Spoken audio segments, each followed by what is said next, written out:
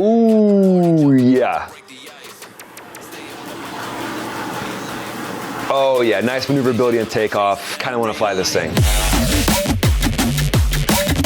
What's up everybody, welcome to the channel. Today we're gonna be breaking down the MiG-35 4++, doing an air show. I'll be looking at it from a fighter pilot perspective. Myself, I've flown in over 80 air shows around the world. I flew F-16s and those on the Thunderbirds, and I've flown F-15Es in combat situations. Now this video is very interesting. The MiG-35 itself has not really been produced besides a few prototypes, this air show bird, but it is for sale. So if you're interested, I think you can get a sweet deal on these things right now. But the Russians have not fully pushed forward on this thing, and they've opted more for the Su-57, probably putting more of their R&D departments on that. But this bad boy is up for sale. So this air show is essentially advertising to you, China, Iran, and you watching this. If you want to buy one, there's definitely the opportunity now. Thanks so much for being here, guys. Before we dive into the video, if you would, just dominate the like button, subscribe to the channel. Turns out 80% of people watching these videos with millions of views are not subscribed. So we only got 20% of you subscribed. If you would subscribe, it would just mean a lot. It would help grow the channel, and I would greatly appreciate it. Let's dive into this MiG-35 air show. Here we go. Very nice takeoff. Did you guys see how high it was above the ground? I mean, probably about 10 feet.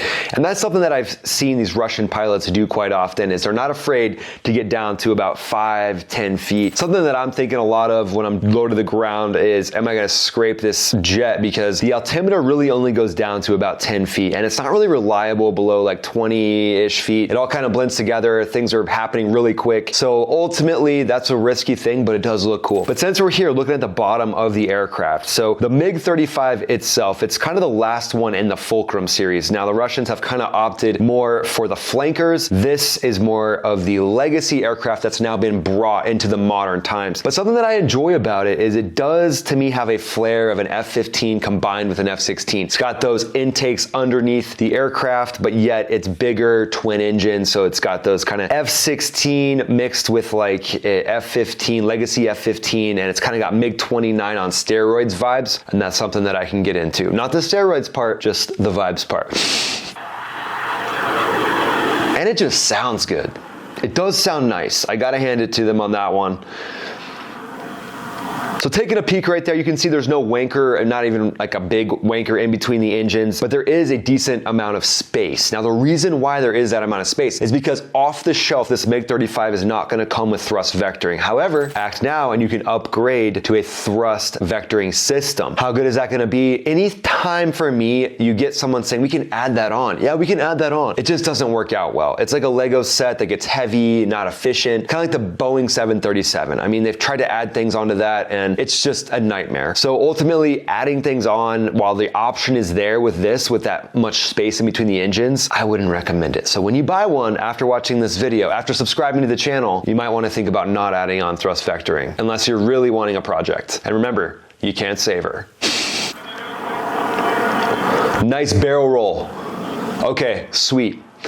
So that barrel roll right there, guys, that is something you would actually use in a dogfight to close distance. So showing that you can go from a low energy state, pull up and do a nice big barrel roll. It's kind of the 4th generation version of a Cobra. It's essentially a way to stop your energy from going forward, creating a bigger circle, and then hoping the guy or gal behind you flies a shorter or smaller circle and then shoots in front of you. So that was nice. Nice demonstration. Again, there's people watching this from India, China, Iran, and they're thinking, how is this thing in dogfighting? So their brains are thinking, should I buy this thing? You know, our country's got $500 million for a budget for fighters over the next decade or whatever. Should this be the thing we buy? Well, I want it to be able to dogfight well. So that's what they're doing there.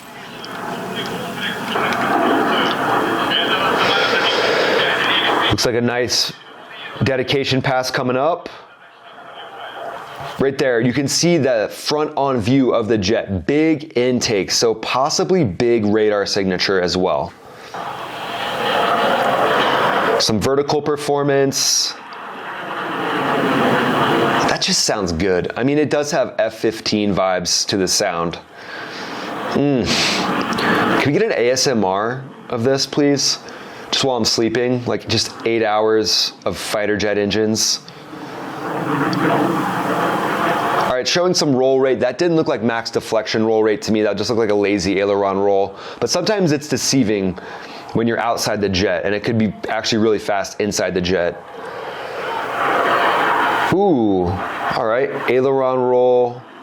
That was a faster roll rate. So that was kind of a demonstration of a faster roll rate, which I like. The faster, the better. Surprise, surprise. All right, some more aileron rolls. Nice paint job. I do enjoy a nice winter camo. You know what I mean? Some people like pumpkin spice lattes. It's the holidays right now. I just want some winter camo. Can we get Starbucks to make a drink called winter camo? It's just got a whole bunch of like different shades of blue mixed with white and maybe a little missile straw popping out. Starbucks, is it too much to ask?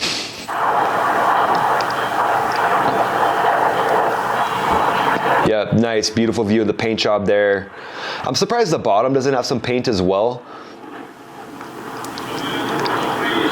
All right, nice barrel roll again, kind of showing the vertical speed, the vertical ability to change direction as well with that kind of like reposition, almost like a half split S. But yeah, the bottom should have paint as well. I mean, come on, it's like the guy that paints a room and doesn't paint the place where he thinks people aren't gonna look because he didn't look there. Ooh, nice vapes. We like the vapes. Vapes. 4-pointer coming up, a little bit of rock on the end of each one. So when there's a little bit of rock on the end of each one, it means you're kind of correcting back. So if you move like this, you should just stick it. But if you correct back, it'll look like this. A little bit of a twitch. So I can see a little bit of a twitch there. Everybody's a critic, I know. But at the end of the day, we're breaking down air shows, guys. Remember, what would Freddie Mercury say? Yes, I read the comments.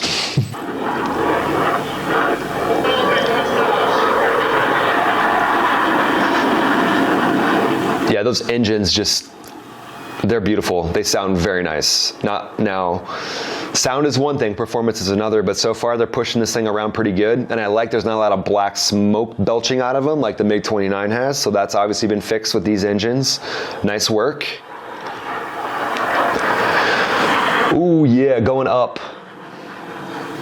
Nice.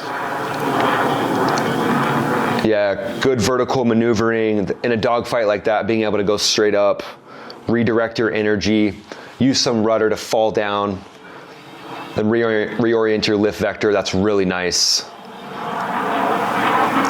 Yeah, it looks like a nice jet. It looks like almost a baby F-15.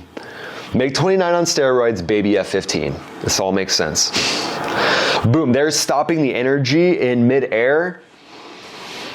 It's like giving the aviation gods a high five. You're like sliding in, the aviation gods are like, good job. That's a nice move. I mean, that's something that's gonna be hard to defend against in a dogfight. All right, is he coming in slower? We'll see.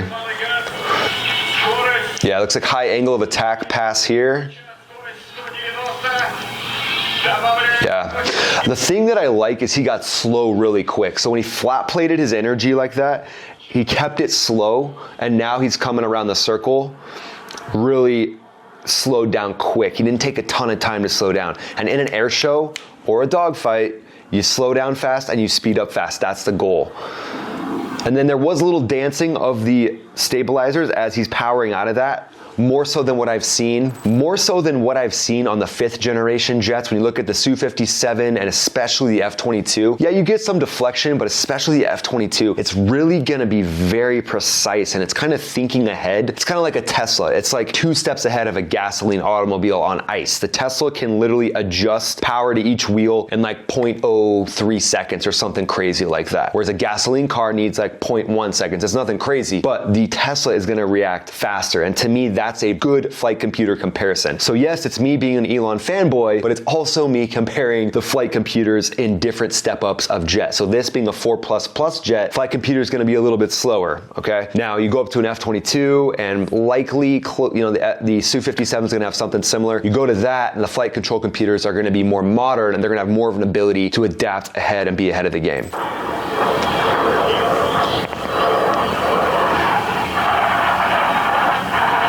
All right, it was like a reversed Hoover pitch. Nice view of the paint job.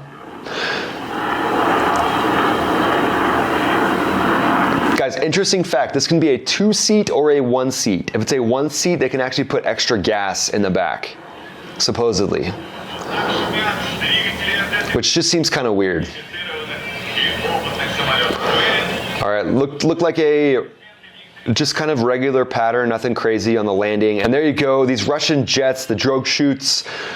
If the brakes don't have a lot of ability to absorb that energy and they get too hot, or you want to stop on an extremely short strip, then you're going to throw in the drogue chute, maybe some ice. I don't know. I mean, at the end of the day, these things are operating in very austere environments. You can see this is a 2-seater as well. So 2-seater, near and dear to my heart, having flown the F-15E. And they're popping the canopy, they're popping the top. That's just a classy move, you know, why not pop the top? At an air show, this is all part of the enjoyment. You get the crowd into it, you get, hey, what's up everybody? And he's gonna put it back down. He's like, you know what? I changed my mind. I'm too cool for this. Canopy's coming back down. I would say leave it pops and then roll by, give everybody a shout. So there you go, guys. There's a breakdown of the MiG-35. Definitely an interesting aircraft. It's kind of cool to see a jet that's a MiG-29 on steroids. It was enjoyable. Hope you guys enjoyed watching that. By the way, apparently only like 20% of the people watching these videos, there's millions of views, are subscribed to the channel. So if you would subscribe, it would greatly help me grow the channel and I would just really appreciate it. And then I have a podcast as well, so check that out. I'll link to that down in the description. Thanks so much for watching, guys. We'll see you on the next video that'll pop up right over here somewhere. Thanks so much. Have a great day. We'll see you on that next video.